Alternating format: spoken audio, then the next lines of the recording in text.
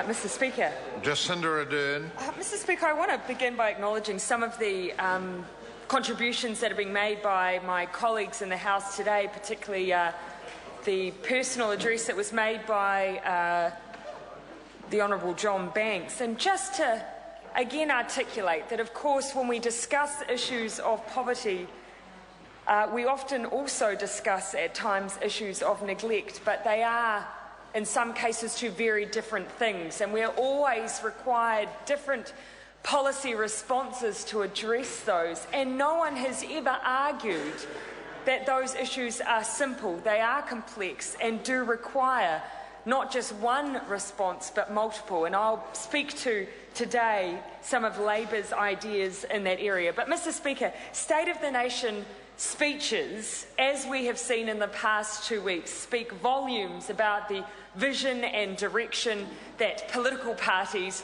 want to take, not just their parties, but voters, and indeed the entire country in the future if they are the successful government after an election. And you can see where there is commonality, Mr. Speaker, and you can see where there is a very big difference. You can see where there is consensus and where there still remains debate. Now, if you want to talk currently, Mr. Speaker, about areas of consensus, it is very hard to argue that all of us want children to have a good education in this country. In fact, we want children, no matter what school they go to, no matter what community they grow up in, we want them to have the best education possible. Absolute consensus on that. That is why you saw Labor respond to even the government's package as having some good ideas that we think that we could use. We acknowledge that because, of course, we're always trying to ensure that we have good professional development and support for our schools. We can quibble over details, but that principle remains. That's why you will have seen us supporting in the area of education, the Greens ideas. Community hubs are fantastic. The ideas around nutrition in schools, good stuff.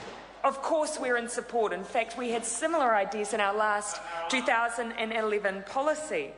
But where there continues to be division is the idea of whether or not children can have their entire lives turned around from the experience they have once they walk through the school gate. Can a child leave behind its home life, its upbringing, the nurturing it has or doesn't have, whether they've got enough resource, whether there's a computer in the home to do their homework with, enough money for a school uniform or money to participate in school trips? Because we can throw all the in-kind assistance to families in the world that we want, but if families don't have the resources they need to do the job that is there, we will always have this debate. In-kind only goes so far, Mr. Speaker. And that is why the OECD report recently, the PISA stats, the ones we all debated, why are we going backwards, pointed out that New Zealand and Chinese Taipei are standout countries when it comes to the fact that we haven't been able to overcome those inequalities in our education system, and perhaps it was time to start looking at socio-economic factors. The OECD spelled it out for us. New Zealand would benefit by looking at policies that would improve the socio-economic status of the children who are currently failing in our education system. You cannot isolate a child's life. You cannot simply fix everything through a teacher, and nor should we ask teachers to fix everything. So that is why we are looking beyond that. And why should we look beyond that? Because, Mr. Speaker, quite simply, the cost of families not having enough to provide for their children costs us money. We spend an estimated $6 billion per annum on the unnecessary costs of things like healthcare, picking up a child in a hospital system because they couldn't afford their prescription or doctor's costs. And you may argue under 6s are free, but I can guarantee a parent doesn't take their child to the doctor for their free doctor's visit if they've got a bill that they didn't pay when they last visited. And we know that's happening in our communities. Mr. Speaker, those are the kinds of costs we can save if families have the resource they need to do their own job that they want to be doing for themselves. It's not just a waste of money, it's a waste of human potential. So as much as National stands up and says that we cannot afford to invest, we say we cannot afford not to. And we need the political courage to do it early, to do it at a time when it'll take 9, 10, 12 years to start seeing some of the benefits of what we're proposing now. But it's not about political brownie points. It's not about these bribes that somehow doing the right thing is all about. It's about actually getting the outcomes that we need further down the track. And when Labor brings them in, I can guarantee it'll be a whole lot of political parties that benefit down the track when our prison numbers drop, when we start having preventable hospitalisations drop. So it's not about point scoring, it's about doing what is good for New Zealand.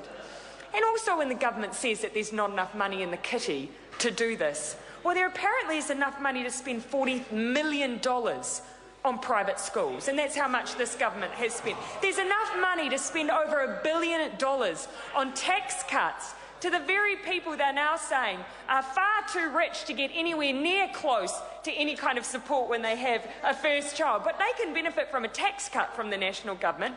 There's enough money for those things, Mr. Speaker, but there apparently isn't enough money to invest in children. There's enough money to ignore that we're spending an extraordinary amount on our universal superannuation scheme without looking at whether or not we need to start looking at the age of eligibility. Not only to guarantee that it remains universal and that it remains sustainable, but so that we're able to start investing in children in their youngest years and not just in our older generation. Both groups deserve our attention as politicians. But Mr. Speaker, I want to talk in more detail about the Best Start program, because some of the members on that side of the House seem to have missed the point and the savings that can be made through this kind of investment. First, starting with the Expert Advisory Group on Child Poverty. The Children's Commission led this group. Business New Zealand were members of this group. Even Business New Zealand acknowledges that they, as business, are going to suffer if their future workforce isn't properly supported. Not even Bill English seems to have acknowledged that point that they have strongly made. And they were a member of the advisory group that recommended that New Zealand return to a universal family benefit. We had one. We had one for many, many years. Many members of this House grew up in families that received a universal family benefit. In fact, most members of this House did, because it was only cancelled in 1991 under Ruth Richardson. So most of us in this House benefited from that. It went to a mother primarily, and it benefited children. And it was a great part of our system. The Expert Advisory Group recommended that we go back to that, Mr. Speaker, that we return to that. A universal payment up to the age of 5. Labor has committed to bringing it in year 1. There is no year that you can justify more than the first year and having such a near universal payment. And we say near because we did decide to put a cap in. We wanted to reach as many families as possible, and this payment will. But we did decide that in these particular times we needed to put a cap in place. So the Expert Advisory Group said go even further than we have, but we wanted to put in place the building blocks for a system that acknowledges that we need step change. We need to acknowledge that from 0 to 3 not only is that the most important developmental stage for a child, it is also the portion of time that is the hardest for parents to juggle care and work. Those are the years that we need to be supporting, and that is exactly what we will do. The one thing that that side of the House refuses to acknowledge as well is that 60% of people don't get paid parental leave. 60% of people are not eligible for paid parental leave. And at the moment, what can they do? Oh, maybe the parental tax credit that Jenny Shipley chucked in just so that it would try and be a little bit of a sop to the people who missed out on it. We need something that acknowledges that a vast majority of our families aren't eligible for something that has broad support in this House. So why not broad support for a payment that acknowledges that important year in the same way that paid parental leave does, but goes further, that reaches more people?